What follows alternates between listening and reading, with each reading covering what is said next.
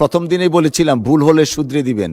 অসংখ্য ধন্যবাদ, শুধরে দিয়েছে। বিলটি পড়ার সময় আমার খটকা লেগেছিল, কিন্তু যেহেতু লেখা পড়ে ফেলেছে। আমার মনে হয় একটা ভুল তথ্য দেওয়া হয়েছে। আমার জানা মতো স্বাস্থ্য মন্ত্রণালয় সম্পর্ক কোনো স্থায়ী কমিটি এখনো গঠন হয়নি। আপনিও উল্লেখ করেছেন, মাননীয় মন্ত্রীও উল্লেখ করেছেন। আপনারা কি বিশেষ কমিটিকে মিন করতে চেয়েছেন কিনা আমি স্পষ্ট না। যদি বিশেষ কমিটি মিন করেন তাহলে এখানে কারেকশন আসবে।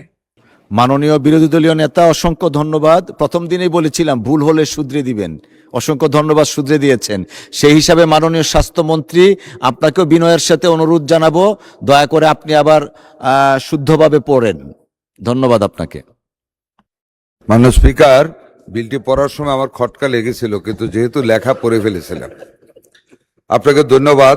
মাননীয় বিরোধী দলের নেতাকেও ধন্যবাদ।